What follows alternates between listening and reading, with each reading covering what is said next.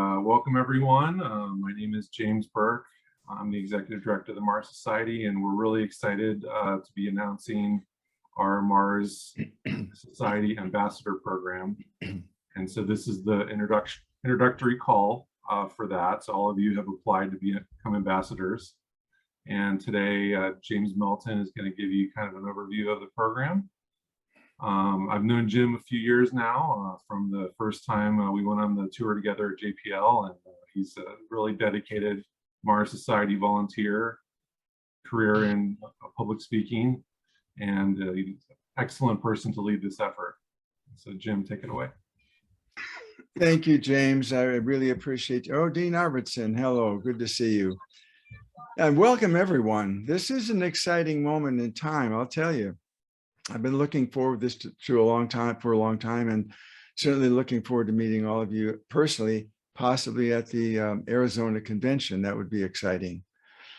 The material we sent out is pretty self-evident of what the purpose is, but let me just kind of redefine what we're about. The Mars Society program is designed to assemble an educated team of people with the mission of elevating the public awareness toward landing humans on Mars and settling the red planet.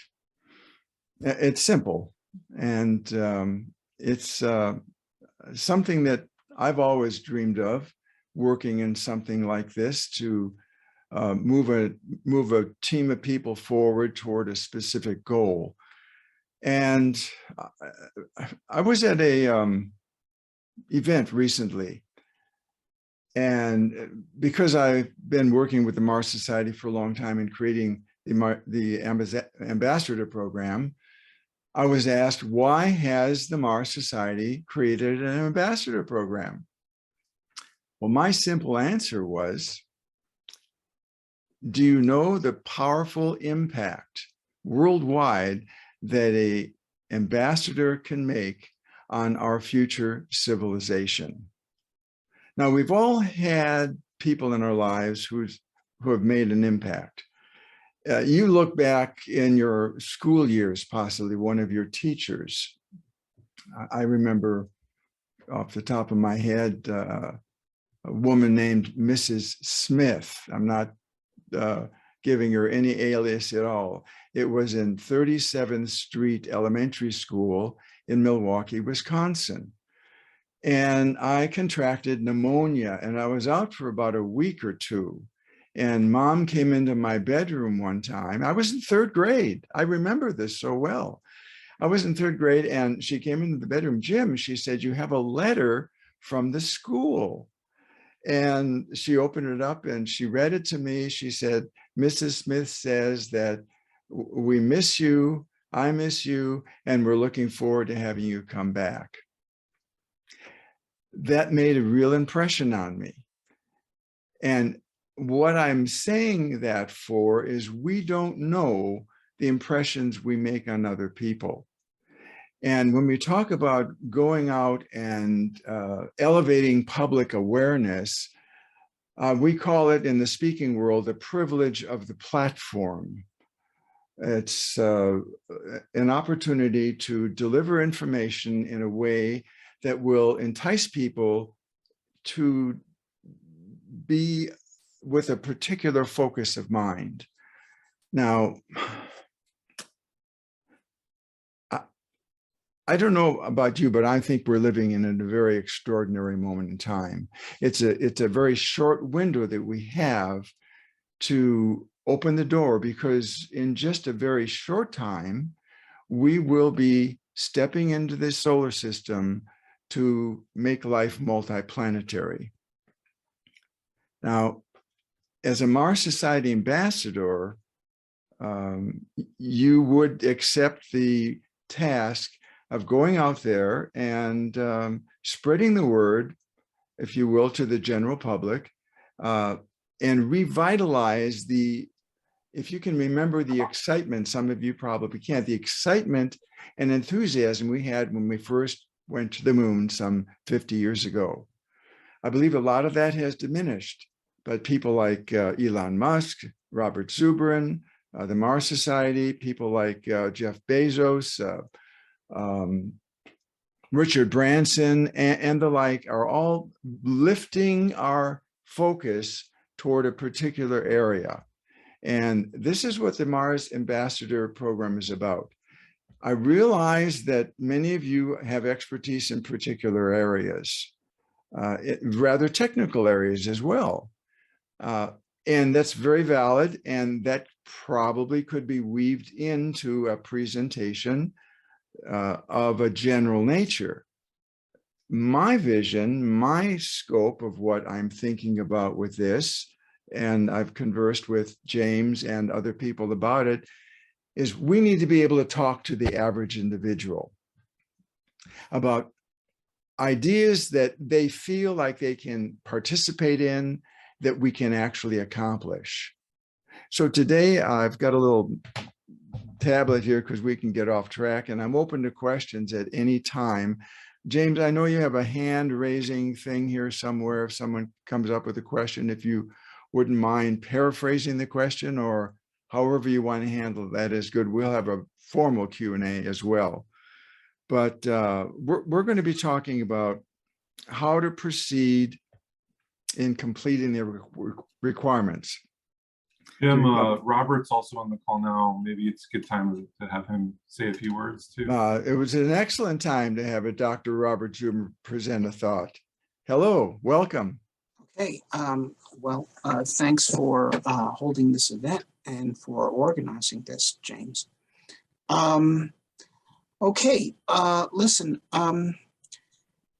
what you're doing here is important. Okay, you should know the Mars Society does essentially three things. One is outreach to spread the vision.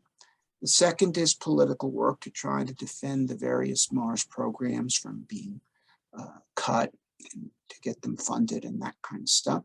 And the third is projects of our own, such as the Mars Desert Research Station and the rover contests. Now, if you look at these things, the second two, the political work and the projects, you can quantify that. You can say, we managed to save the Curiosity rover, which we did. You can say, we saved Mars Express, which we did.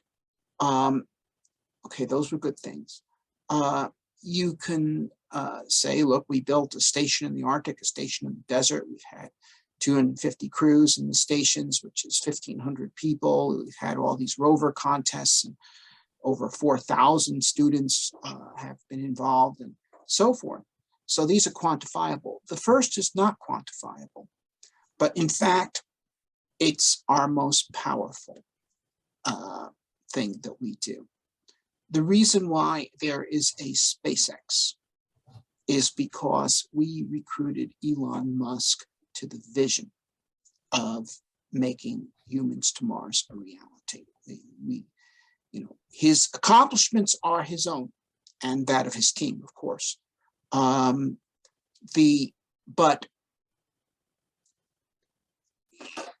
he has incredible talents, but he could be using them for something else, and would be if we hadn't recruited him to the vision. And so you cannot tell, as James just said, what impact your words have. But because a lot of times it's going to happen 10 years later, 20 years later. You speak to a class of 6th graders 20 years from now, one of those kids could be a corporate president or a congressman on a key committee, or a person with technical genius who is chosen to, I'm going to make the technology happen that's going to make this happen. That's it. Victor Hugo, author of Hunchback of Notre Dame, other famous works, once said that he's the one who coined the term, nothing can stop an idea whose time has come. And that is true, provided the idea has messengers who can spread it. And enable the idea to recruit to its banners the forces necessary for its realization. And, you know, myself, okay, I've done some technical work, and I can point to certain technologies that I had a role in inventing. But in fact, probably the most important thing I ever did in my life was write the case for Mars, which spread the idea, and many things flowed from that. So this is an extremely important enterprise. So if you think, I mean, obviously you all think it's important enough to have volunteered, but you should understand it, that you go in and speak to a 6th grade class and it may seem like small potatoes, but it's not, because small potatoes grow into big potatoes. And all of us were 6th graders once. And you know, and so you're planting seeds, and they can be very valuable. And you know, this is the main power we have. We have limited financial resources ourselves, but we can mobilize massive forces by spreading ideas. Robert, those are wonderful words. I'm so glad that you joined in on the call today. You've been an inspiration to me. And let me show you how this works. I first became aware of the Mars Society through Dr. Robert Zubrin on a National Geographic channel doing something about Mars, and there he was talking. Well, this was back in 2015. Now, before the program was over, I had already signed up to be a member of the Mars Society and went back to watch the TV, and I put it on hold to record it. You don't know who you're touching out there. It is so important that we grab this thing by the neck and do it, because our window of time is rather short. Dr. Zubrin said it in the beginning of the manual brief, and the full manual of the ambassador manual, that we need to act with extreme urgency. Elon Musk talked about that. He said, if we act with extreme urgency, we have a chance of making life multiplanetary. If we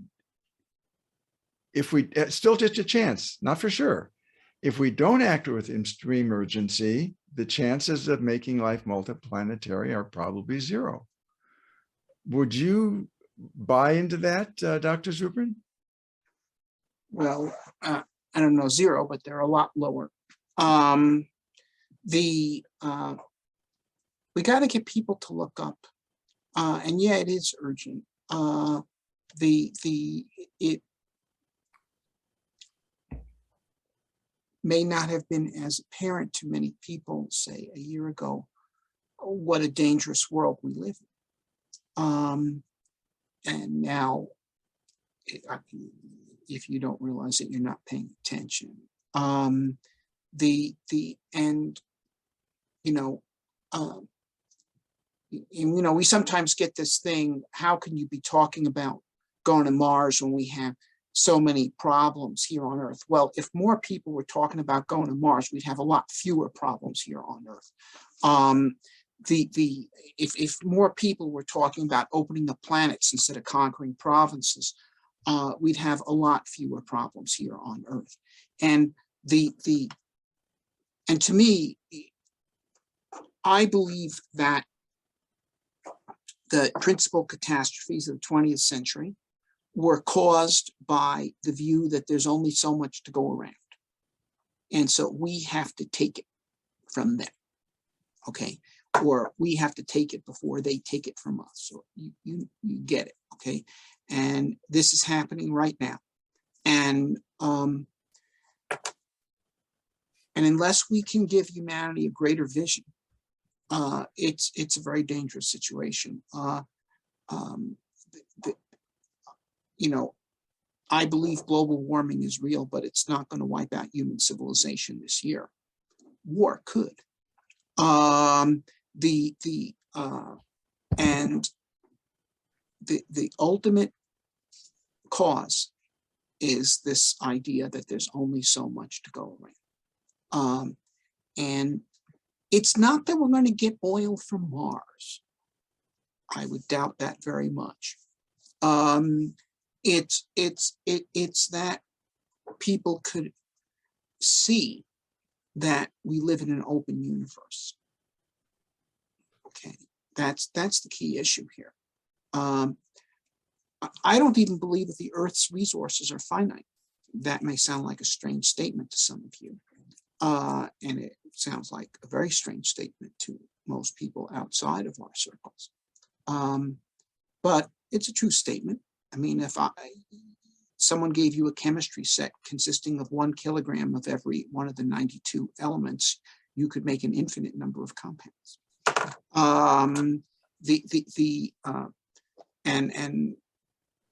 You know, I could go on. We create resources by inventing new technologies. It's technologies that create resources.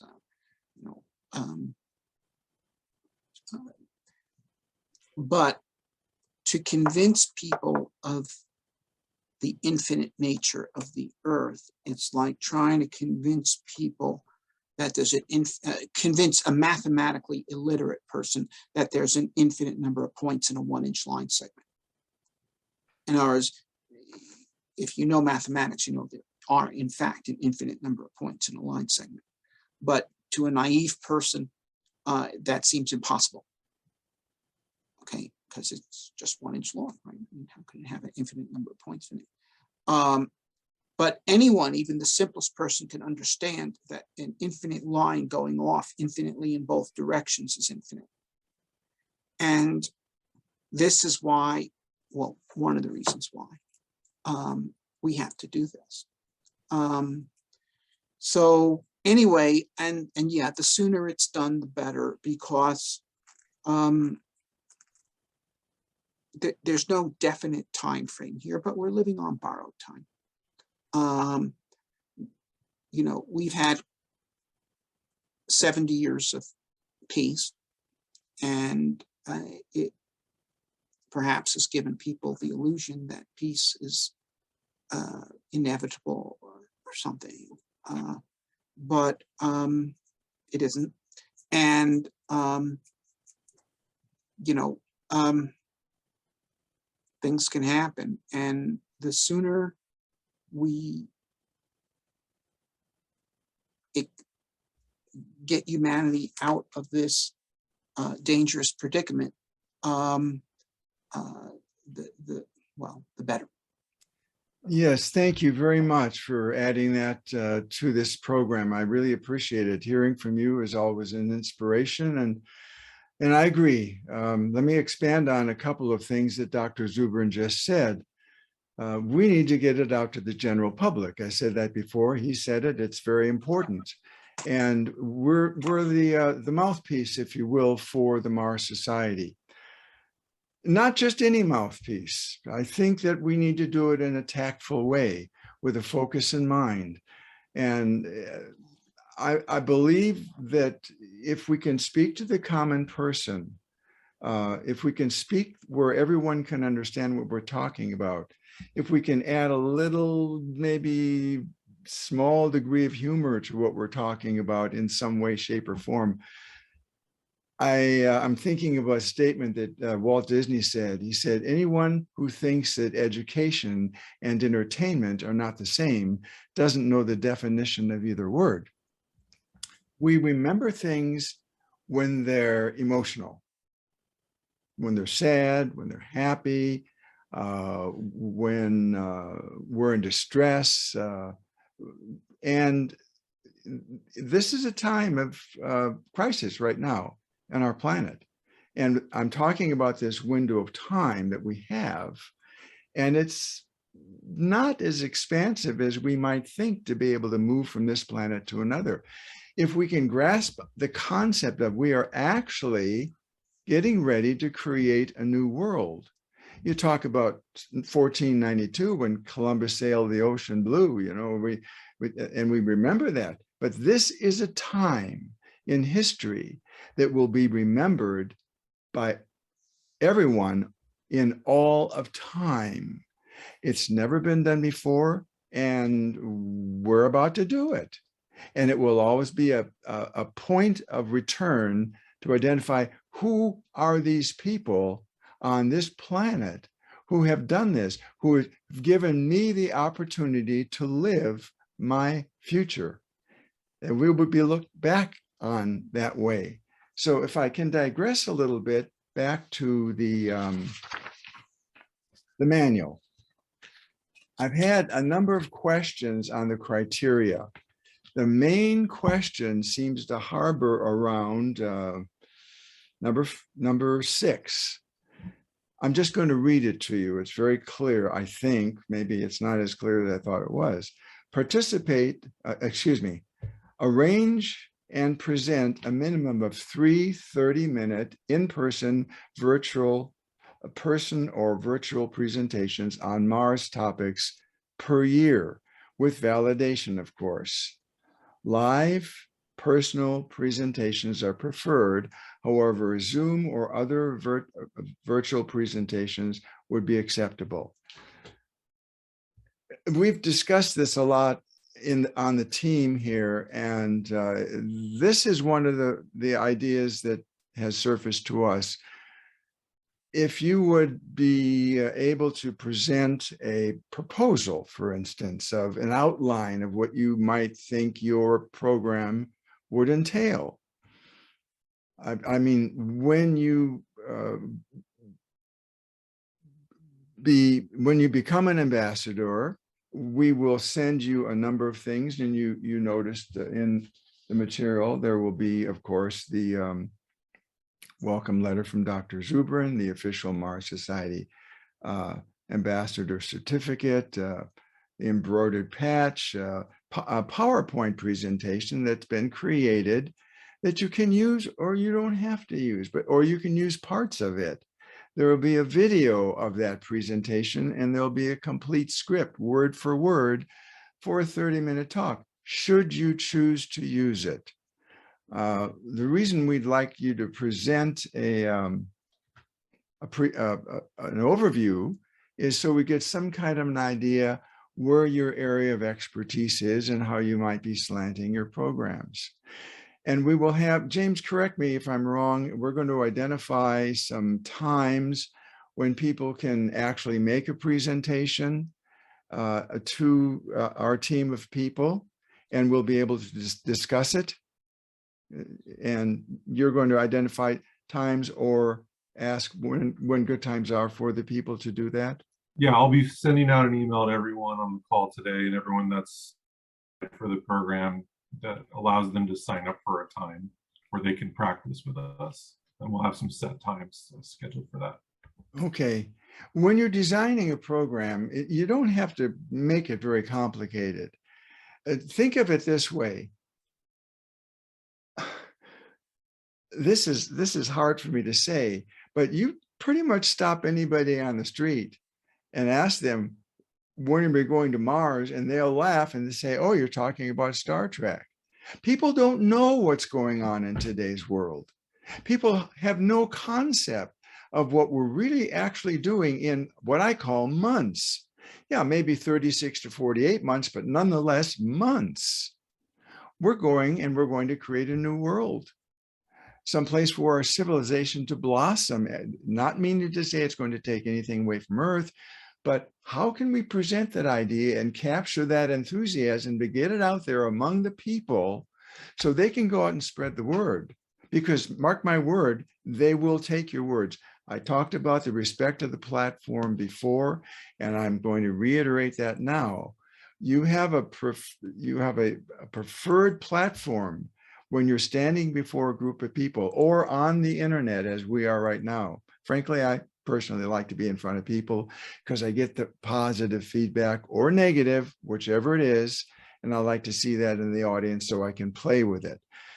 But people will take your words and they will share them, and they will turn some people's minds and attention toward where they need to do it, toward solutions, toward problem solving, toward the positive as opposed to the negative. goodness knows there's enough negative on TV as it is now.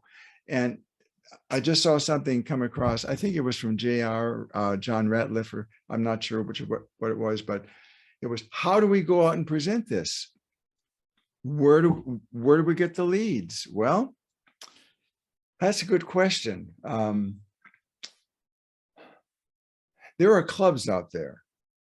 Let's really get basic on it. There are clubs out there, Rotary clubs, Kiwanis clubs, Lions clubs, garden clubs. I mean, I just spoke to a golf club in the Rancho Mirage area on Mars, and these people were enamored with the idea. Some of them had never heard of these ideas before. And I just presented a 30-minute talk with Q&A, and it was a fun thing to do. So all you need to do is, I've got and I'll share this with you if you want to. I have a sheet that I send out to these clubs. A little bit about what the program is about. I call this one, Why Mars, Why Now? And I like to have a PowerPoint with that so I can make it a little stimulating visually. And some of the things I present there, I said, why is it so important for humans to go to Mars? How can we work together effectively to accomplish this? What makes us think that we can, and this can and will happen? These questions have plagued humanity since we first looked up into the night sky. And I talk a little bit about that, and a little bit about me and why they should bring me in to have me speak. And one program leads to another program, leads to another program. We're only talking about giving maybe 3 programs a year, 30-minute programs. You can do more, that would be fine, but at least a 30-minute program. If I might, James, may I share my screen? Yeah, go ahead. Okay, let me do this.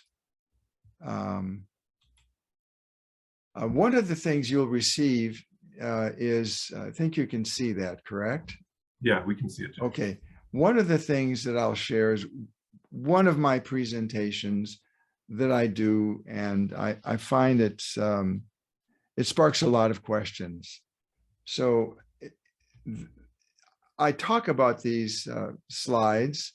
I talk about where we get the negative idea that Mars is in fact a negative planet, with all the movies and the books that have been written, Mars Attacks, Invasion of the Saucer Men, that sort of thing. I mean, even the classic film, The Day the Earth Stood Still, back in 1951 with Michael Rennie, Patricia Neal, and Gord, had as a poster that depicts fear, when in fact it has a message that needs to be heard and seen by everyone. The message is simple: join us and live in peace, or continue on your present course and face obliteration. The choice is yours.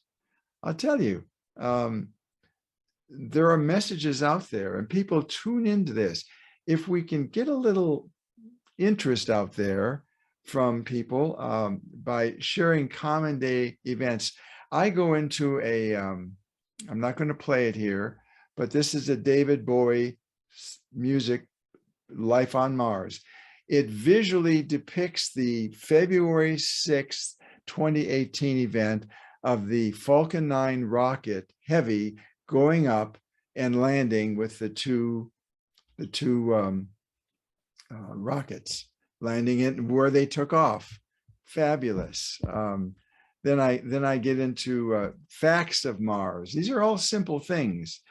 I mean, we have astronomers like Dean Arvidson on the program here. We have scientists. We have, goodness knows, astrobiologists and physics professors like Dr. Robert Subrin and others. But we're talking about talking to the regular person, just basic information about Mars, the size of Mars, the length of a day of Mars, the gravity, the temperature on Mars, things like that. And then I like to get into some of the things, how this all began. John F. Kennedy, he made the statement, I believe this nation should commit itself to achieving the goal before this decade is out, landing a man on the moon and returning him safely to the earth. Now, I've got that on video and audio, but you can also just share that comment. And that started the talk a little bit about the leadership secret, et cetera, and how people are saying in parroting what we need to be doing. We must, Stephen Hawking, we must continue to go into space for the future of humanity. I don't think we'll survive another 100 years without escaping beyond our fragile planet. Elon Musk, humans will become extinct if we do not reach beyond Earth. So this is kind of where I'm going. Then I talk about Dr. Robert Zubrin. My goodness, this is the man who started the Mars Society in 1998 and laid down 7 declarations on why we need to go to Mars. And I read through some of those, but I don't bore them with the details. I mean, I talk just a little bit about them, and then I let them do their own research. One of the things I find also is it's handy to have when you're going out and giving a talk. It's handy to have maybe a book on the case for Mars that you can share with the people.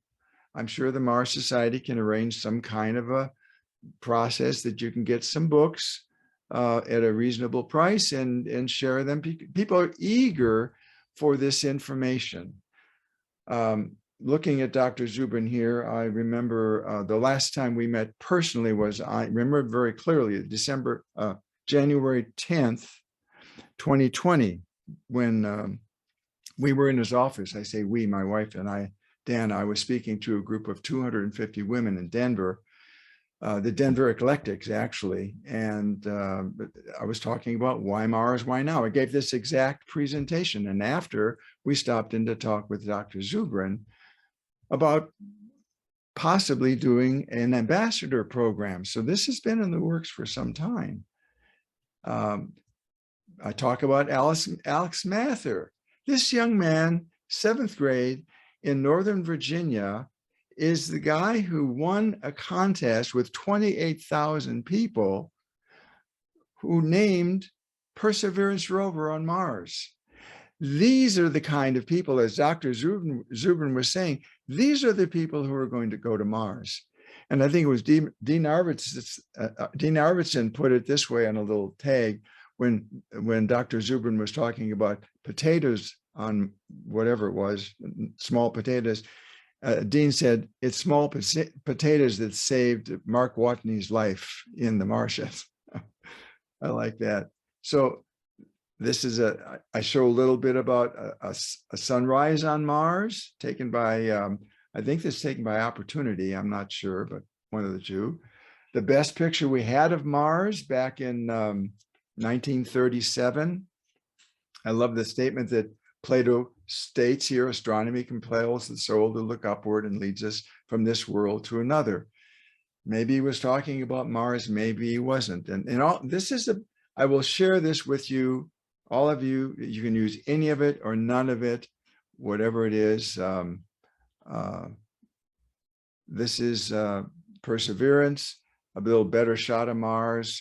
This is Musk's rollout of what the beginning of a colony or settlement might look like on Mars. When I get into an area called space spinoff technology, I received an email from, God, the name escapes me, a young lady who was at a party and people were naysaying things about Mars. And why? My philosophy is, as Dr. Zubrin mentioned, why are we even going to Mars? Why are we spending so much money going to the moon and Mars when we have so many problems right here on Earth? And I say that lack of vision is probably so short-sighted, it could be the end of our existence. We need to know about that. So I give a pretty long history of what's going on, and people can use it or not, and talk about Musk and his birthday. And I talk about the Starship. This is, again, to the general public. And a lot of people don't know about the Starship. You tell them that, by the way, it's going to take off and orbit the Earth in a couple of weeks. So we're pretty solid on that one. It seats 100 people. That it has 40 cabins. It's habitable When it lands on Mars, you can live in it for a while. It's a phenomenal piece of equipment. I get into Carl Sagan, some of his work, talk a little bit about what he said, and then basically I end it. That's about it. So let me stop sharing the screen here. That's a long-winded version of what I generally do for a Mars program.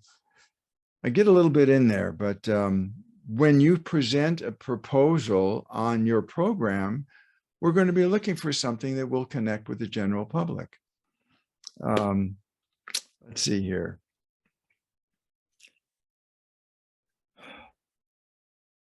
I think it might be a good idea to open it up to some of these questions that have been flashing in front of me. James, what do you think about that? Yeah, let's take a few questions. One question we've gotten is this meeting going to be recorded? Is the recording going to be available? The answer is yes on those. And then folks were asking for the manual. So the manual brief is on the website, and that's essentially the first part of the manual. We want you to kind of get familiar with that. And then the full manual will be provided with those who are accepted into the program. Let's see. And then one question was, could we come up with a standard presentation? And we actually have a standard presentation. And Jim showed one of the ones that he uses. You know, you're not in our standard presentation. You can certainly take it and customize it and make it your own. We definitely want you to give your own personal spin on this material, and yes, your personality should come through with your talk. Exactly, right on. Yeah. You know, we don't want to squelch anybody. If you have ideas, you have valuable ideas. The problem in today's world is I find out is that people don't know you have ideas. So the Mars Ambassador Program is designed to give you the opportunity, if your passion is as strong as mine is, to get it out there and meet people. And people say, well, I'm afraid to talk in front of people. Well, in the National Speakers Association, I was reading a list of the greatest fears of people, and from the National Speakers Association, James, the number one fear of people was speaking in front of a group. Death was 4. So you have to think about that. You won't be able to do it until you start doing it. And you'll find that the world will open up to you, and you will share so much in a personal way. It's a lovely thing to experience. Forgive me, James, go ahead. Other questions? No worries. So if you want to ask a question, it looks like Dale's raising his hand. The way you raise your hand is there's a button on your Zoom window that says reactions, and in there it says raise hand. So go ahead and do that if you have a question. I'll go ahead and recognize Dale first for his question. I don't see it. Thank you very much, James. Yeah, wow, you said a lot, Doctor. Is it Doctor, by the way, or can I call you James or Jim? Jim is great. I go by anything. Jim is fine. Okay. The shorter the better. Yeah, I have a lot of nicknames too, not all flattering, but you know, you and I have been going back and forth, and I'm so glad to talk with you now. It's nice to see Dr. Zubrin down there. Appreciate you coming out, Dr. Zubrin. It's great to have you here, all of you.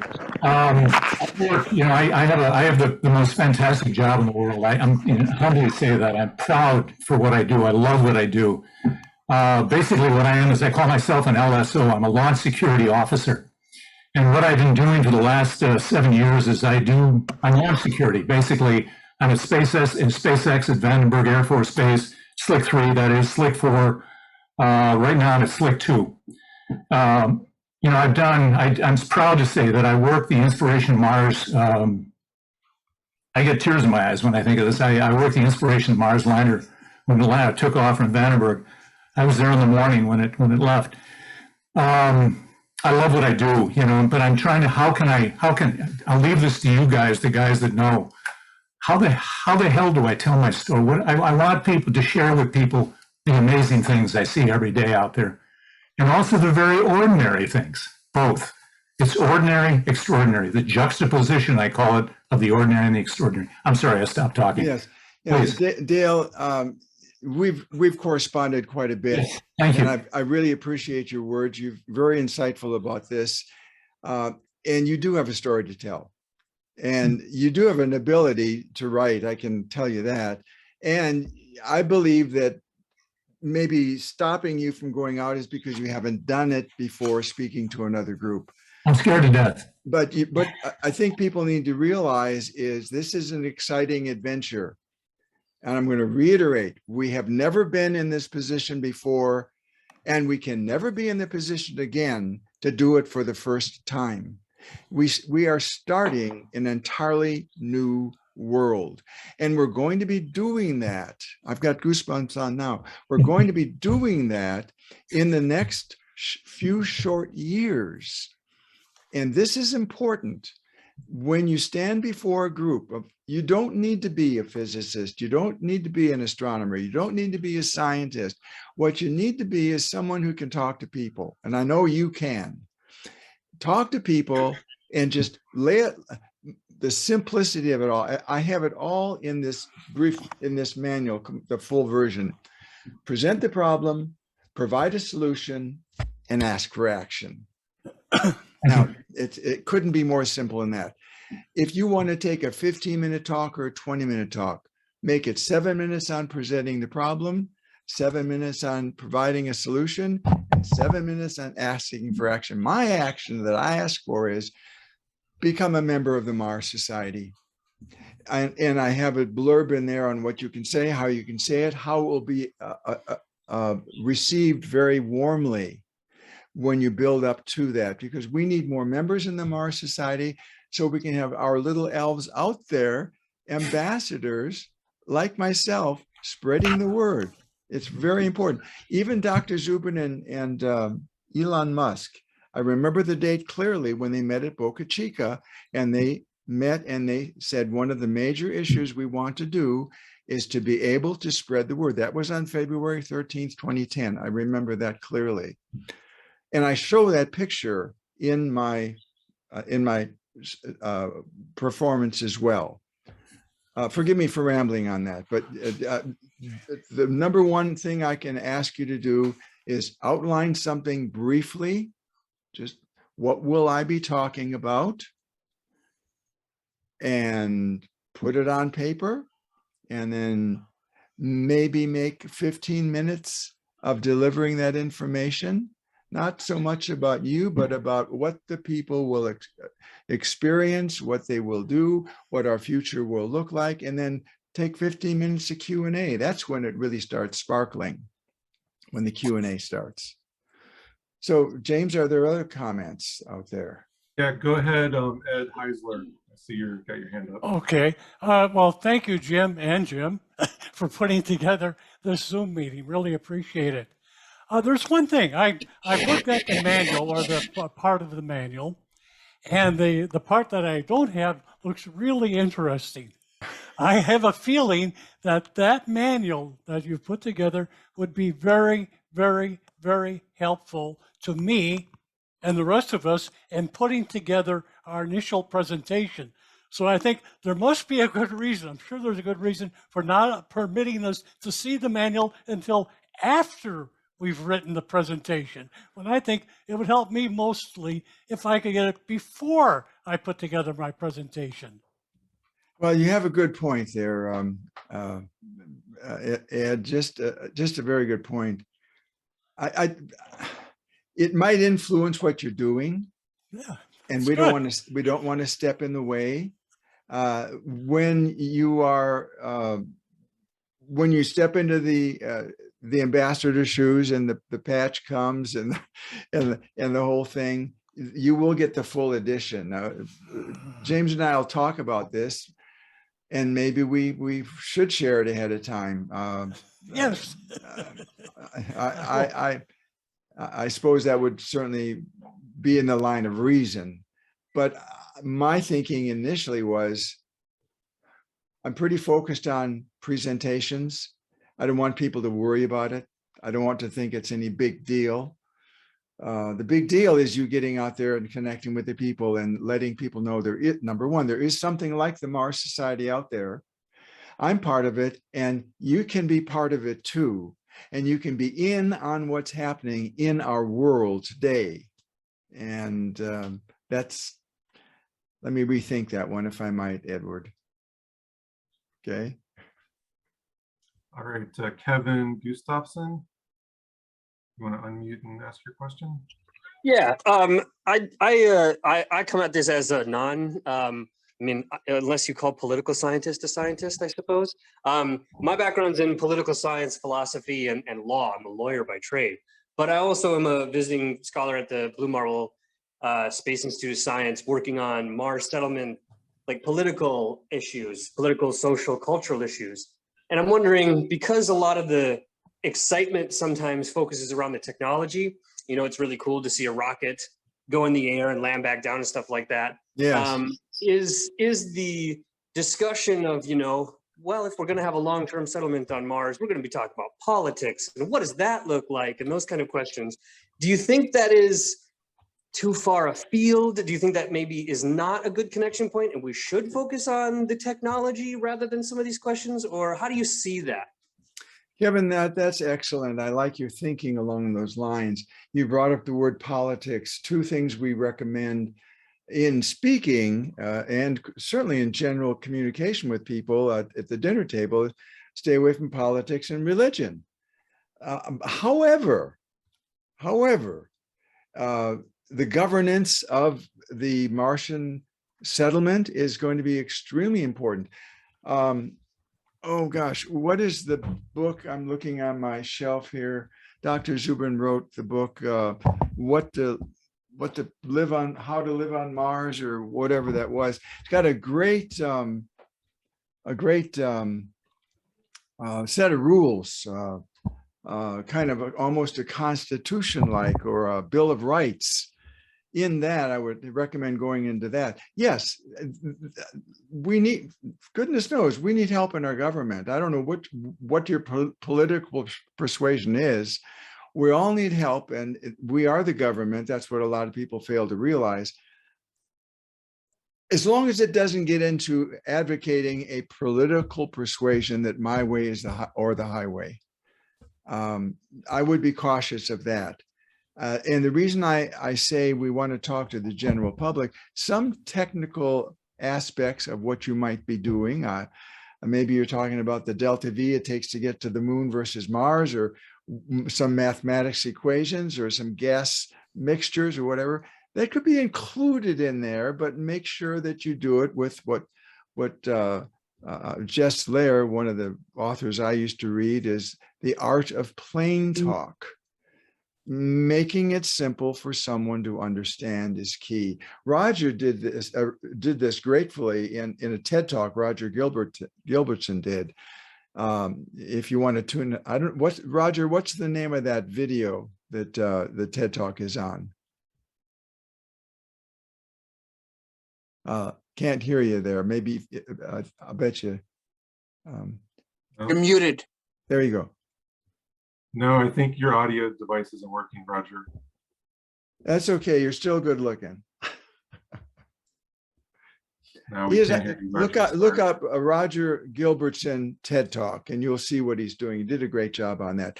So, Kevin, to answer your question broadly, sure. Yeah, if there's a technical aspect to something, explain it. Everyone likes to go and learn.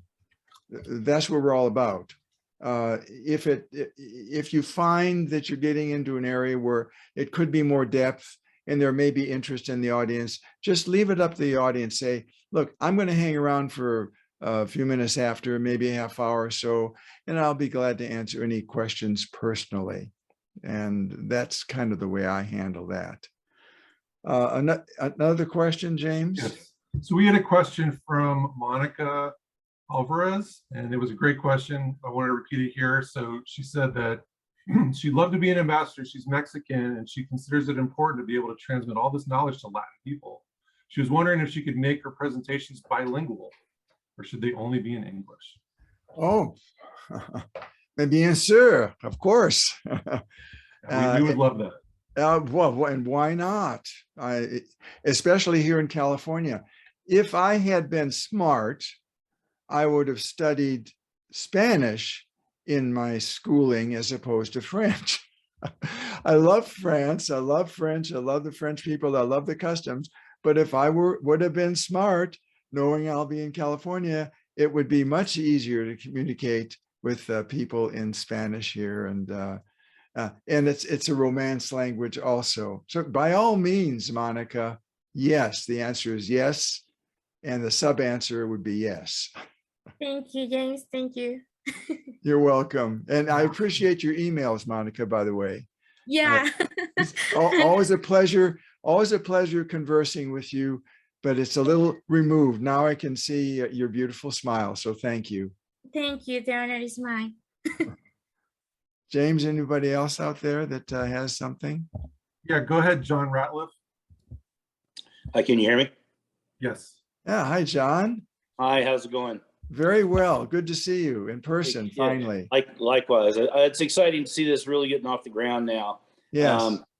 But I think they're under the surface. I'm hearing some questions and anticipation that may be a little intimidating for some folks. You know, not everybody's a professional speaker like you are. Yes. And while I've done a lot of presentations over the course of my career, it's been, you know, erratic and a little while since I've done that. But I've got a couple of suggestions that maybe you can reflect on or embellish on for the group. You know, when you're starting presentations back up, if you've been out of practice for a little while, start with some small groups to practice with that you know personally and would be willing to give you some easy criticism and make that constructive.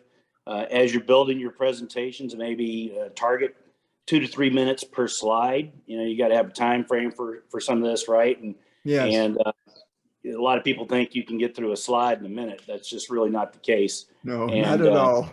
Not at all. And really, this first push should be nobody should be worrying about trying to embellish it with graphics or anything like this at this stage. You're really just looking for some content and some initial ways to get that initial feel for what the presentation feels like. So those are just some comments around starting back up with presentations, or if you've not done any presentations at all, that's a good way to get off the ground for that. Yeah, excellent point, John. Thank you for sharing that. Let me expound just a little bit, if I might. The more I'm thinking about it, James and Robert, maybe getting the manual out to the people on this call who ask for it might be a good idea. Not to confuse anyone with the facts, but in there, I provide you with ways to connect with people as you're asking, how do I do that? There are ways to do that that are better than others. I provide you with an event agreement. I was a talent agent for more than 25 years, and we book people all over the world, speakers and entertainers. And the people that you've heard about on the silver screen and in the TV, those are the people that we work with. And we put the contracts together for them. And I adapted the contract for the Mars Society. And it's in the manual. And you can use that to identify a date, lock it down. So we're all on the same page, and you don't get there and have the meeting planner say, oh, is this the day? No, you'll have that locked. And I also have a program review that you can, any program that is worth giving is worth reviewing. So you want to know what people are thinking in the audience. You want kind of a feedback. So James, we'll talk about this, but on your approval, that might be, and by the way, Dr. Zubrin is the man who pressed the go button on this whole thing.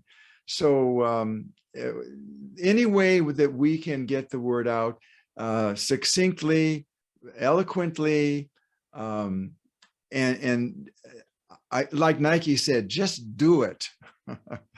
That's what we're looking for. So another thing is, if I might elaborate a little bit more before we run out of time, that's another point I need to make, and I make it in the manual quite clearly. you can never, ever give too short of a talk. So don't ever concern yourself with that. There's generally more questions than you will be able to answer. I'd like to see you all personally. If I don't get into it later on, I'll get into it right now. I'd like to see you all personally attend the Arizona conference. So we'll be there, and we're going to present a program for the ambassadors. And you will have an opportunity to present some of your material. Take 5 or 10 minutes and present these. And we may break it up into a couple of sessions, so there'll be ample time for people to get their feet wet a little bit. And I'll get a chance to meet you personally. And that would be a real gift for me if that happens and you show up. I'd love to meet you. All right, James, questions? Yeah, just to clarify, the conference is in October. It's October 20th to 23rd. It's at Arizona State University. And yeah, we will have some type of session for ambassadors to practice and also network with each other. Yes, that's the key. Speaking of networking with each other, James and I talked about the possibility of maybe having a call once a month to bring the ambassadors together for Q&A. Give your examples of what's been going on. I don't want to just bring this out and Dr. Zubrin doesn't, James Burke doesn't, and I don't want to, Mike Stoltz doesn't. We want to bring this together so we are a team. Remember, and I'm gonna read it. Where is that thing here? I get too excited here. Remember this, the Mars Society Ambassador Program is designed to assemble an educated team of people with the mission to elevate public awareness toward landing humans on Mars and settling the red planet. So we need to communicate. How's that going? What are you learning?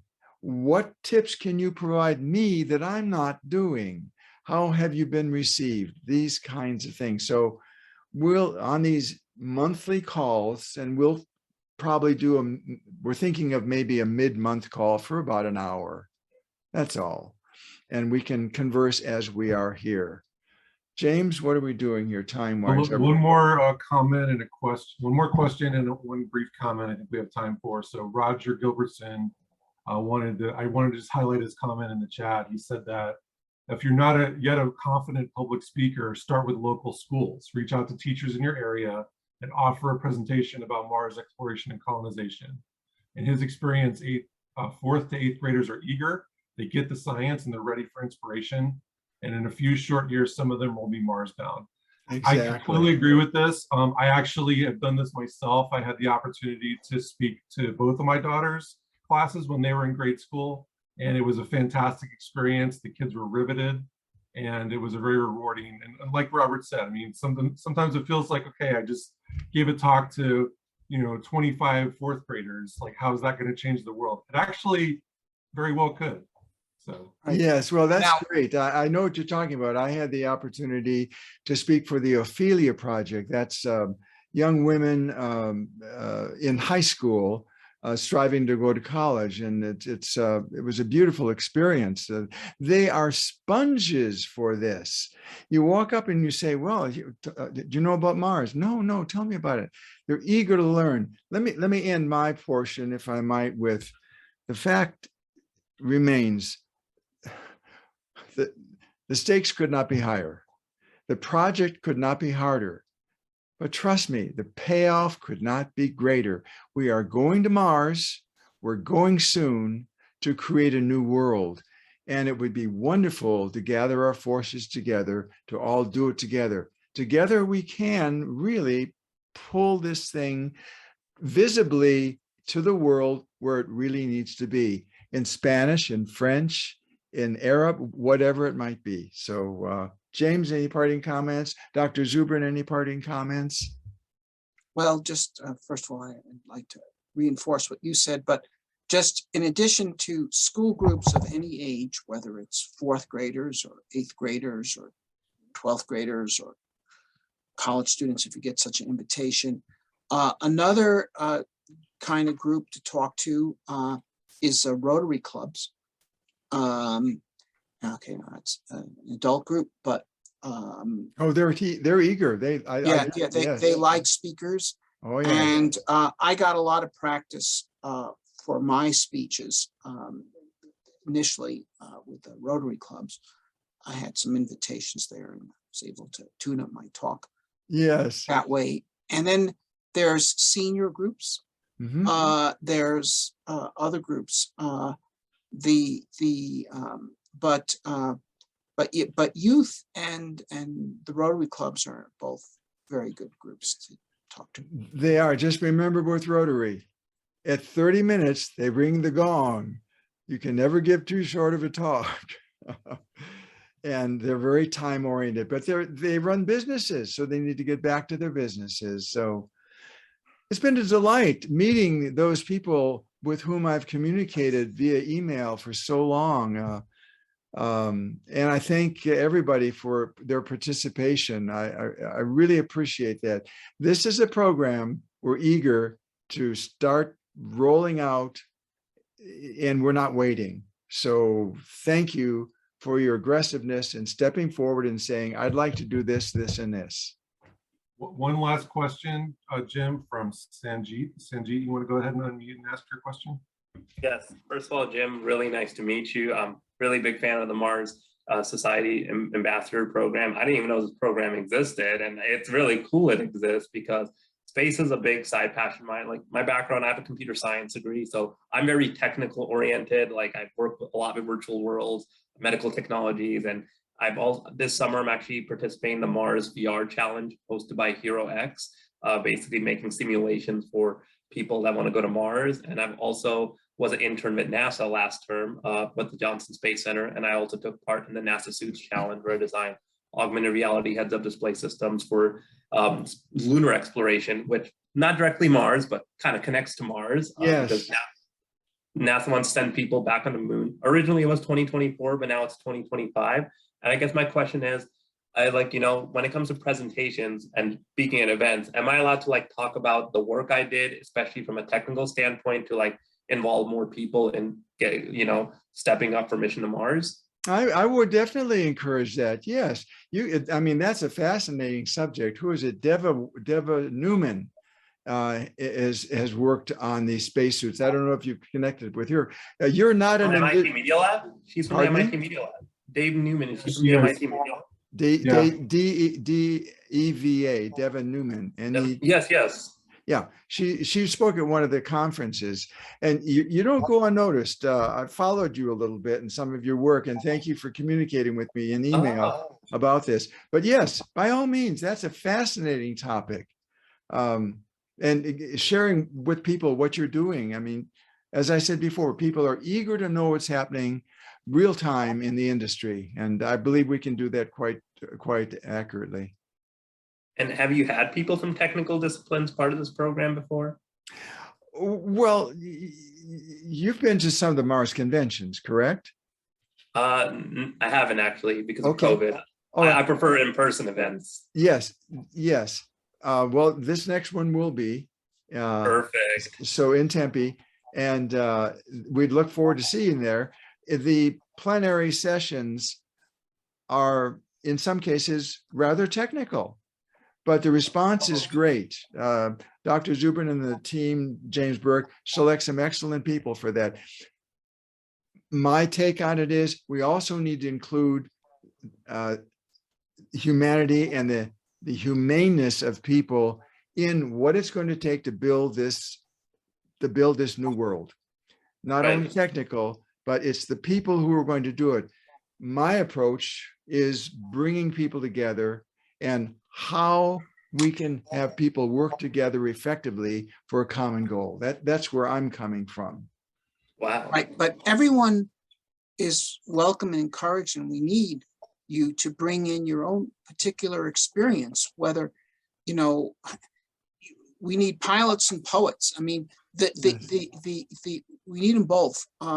People have different kinds of experience that are relevant to this, whether it's as engineers or people who have been to war or people who have done art or people who, there's different dimensions to this that give each of us a different angle on what this means and what it's going to take to do it.